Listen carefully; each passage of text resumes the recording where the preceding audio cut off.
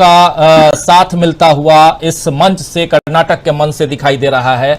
दूसरी तरफ BJP chase करती हुई नजर आ रही है, कर्नाटक में भी चेज करती हुई नजर आई। और यहां आपको भी लगता है क्या? मुझे ऐसा लग रहा है, इसलिए मैं थोड़ा आपसे भी समझ रहा हूं कि मुद्दों को खोजने में अभी भी लगी हुई है बीजेपी। अभी तक उसकी तर्कश में जितने तीर थे शायद सब यूज हो गए, इस्तेमाल हो गए हैं। अब नए तीर के लिए, या हो सकता है कि हम लोगों को दिखाई ना दे रहे हों।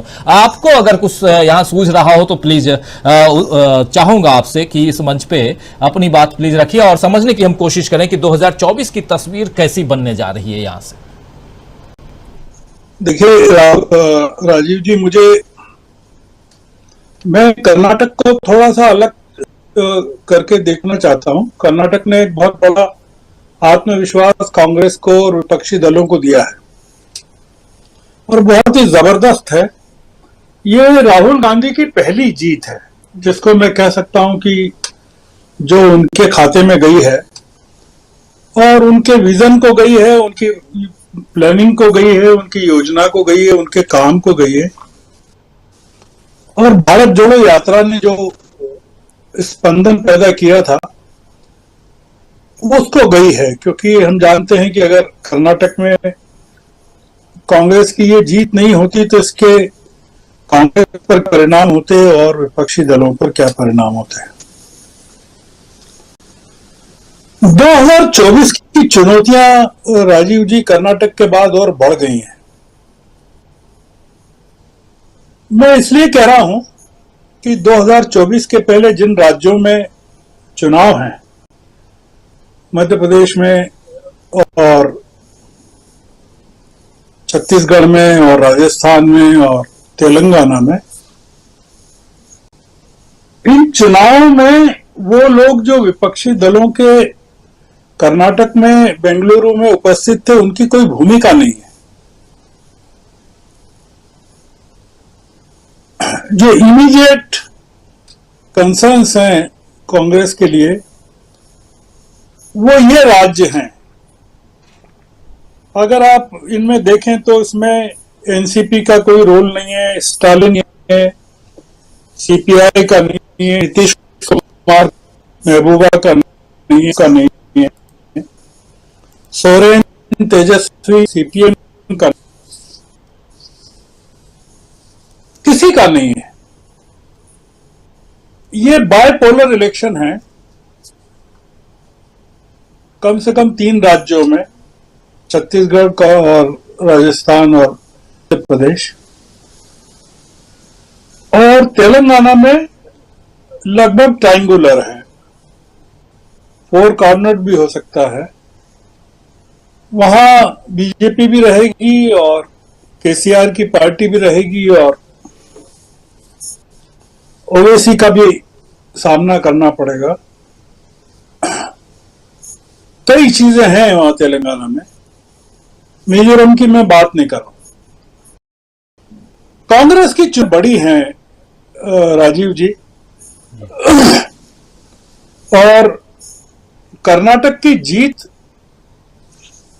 को हमको एक अलग प्लेटफॉर्म पर देखना पड़ेगा और इन 3 राज्यों की चुनौतियों को एक अलग प्लेटफॉर्म पर ले देखना।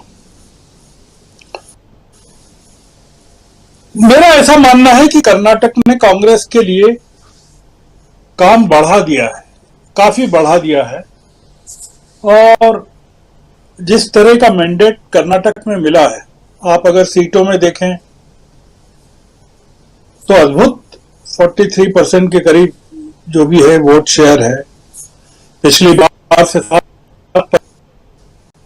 जो सीटों में जो ट्रांसलेट हुआ है,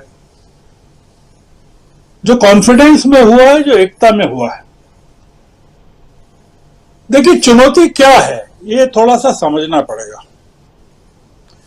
राजीव जी, आप जब कहेंगे मैं रुक जाऊंगा, आप मुझे अपने समय के हिसाब से बता दीजिएगा। नहीं, बिल्कुल, प्लीज आप अपनी बात करिए। कर्नाटक का एक्सपेरिमेंट जो राहुल गांधी जी ने किया, जो आज की कैबिनेट में झलकता है कि इसमें 3 दलित लीडर हैं, एक एसटी का आदमी है, 2 माइनॉरिटीज के हैं, एक लिंगा का है, एक सामान्य वर्ग से है। यह एक अद्भुत कैबिनेट है, 8 लोग। ये किसी भी भारत के किसी भी राज्य में नहीं है इस तरह की कैबिनेट। आपने राहुल गांधी के भाषण पर अगर गौर किया हो कि वो कह रहे हैं कि लोग इस नाटक के कई एनालिसिस कर रहे हैं, पर वो कह रहे हैं कि वो जो एट्रीब्यूट करना चाहते हैं इस जीत को, वो दलितों की, गरीबों की, पिछड़े वर्ग की, उसको एट्रीब्यूट कर रहे हैं। आपने चूंकि सवाल 2024 का पूछा है और 2023 के बाकी राज्यों का इसलिए बता रहा हूं मैं कि मैं 2024 पर जाने के लिए 2023 को पार करना बहुत जरूरी है, क्योंकि इसके लिए नाटक की जीत से काम नहीं चलेगा राजीव जी। मध्य प्रदेश, राजस्थान, छत्तीसगढ़ को जीतना और तेलंगाना को जीतना भी जरूरी रहेगा, बहुत जरूरी रहेगा। ये काफी सिग्निफिकेंट है कि आज अखिलेश नहीं थे और ममता नहीं थी, केजरीवाल और केसीआर को तो खैर बुलाया नहीं था, आंध्र के सीएम को भी नहीं बुलाया था, बीएसपी को भी नहीं बुलाया था, केरला के सीएम भी नहीं आए, उनको भी शायद नहीं बुलाएगा। जिन लोगों को नहीं बुलाया और जो लोग आए, वो भी कांग्रेस के लिए बड़ी चुनौती है। मतलब हमने शरद पवार को तो देखा पर उद्धव को नहीं देखा।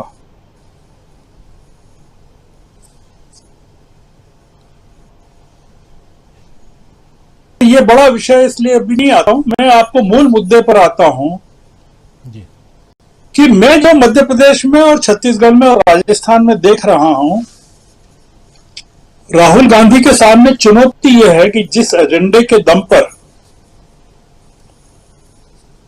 बीजेपी के कट्टर हिंदुत्व के एजेंडे के विरोध में जिस तरह का एजेंडा विकास का, दलितों का, आदिवासियों का, पिछड़े वर्ग के लोगों का राहुल गांधी ने लागू किया कर्नाटक में, और वो सफल हुआ,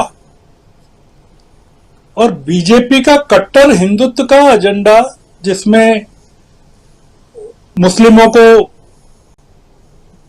सीट नहीं देना बीजेपी के द्वारा, बजरंगबली का मुद्दा, हमें मुसलमानों के वोट नहीं चाहिए का नारा, प्रियंका गांधी को अमेठी में सड़क पर नमाज पढ़ते हुए देखा, इस तरह के आरोप, ये एक बड़ी जीत अलग किस्म की है कर्नाटक जैसे राज्य में। पर जहां जो हिंदी का जो बेल्ट है, जो मध्य प्रदेश का, छत्तीसगढ़ का, राजस्थान का, जो कि हिंदुत्व की नर्सरी है, जो आरएसएस का और बीजेपी का मूल ग्राउंड है, जो आधार है, जहां से बड़े बड़े नेता जनसंघ के, आरएसएस के और राष्ट्रीय सेवक संघ के पैदा हुए हैं, बड़े हुए हैं, जिन्होंने दिए हैं देश को, वहां पर मुकाबला कांग्रेस सॉफ्ट हिंदुत्व से करेगी कि राहुल गांधी के एजेंडे से करेगी? और बीजेपी का जो एजेंडा है वो साफ है कि वो कट्टर जो हिंदुत्व का एजेंडा है उसको और तेजी से इन राज्यों में परस्यू करने वाली है। मैं इसलिए कह रहा हूं इस बात को कि हम लोग कर्नाटक की जीत के यूफोरिया में और स्तुति में कुछ जो रियलिटी सामने आ रही हैं उसको क्या अपनी डिबेट में, आगे की डिबेट्स में बहस का मुद्दा बनाएंगे कि नहीं बनाएंगे? कर्नाटक का पूरा मामला आज के बाद राजीव जी खत्म हो जाएगा, पर जो कल से चीजें हैं वो अलग हैं। तो इसलिए मैं अभी अपनी बात को सीमित रखता हूं, क्योंकि समय बहुत कम है आपके पास। मैं अभी यही खत्म रुक रहा हूं। जी जी बिल्कुल बिल्कुल, दोबारा आता हूं गर्ग साहब आपके पास। और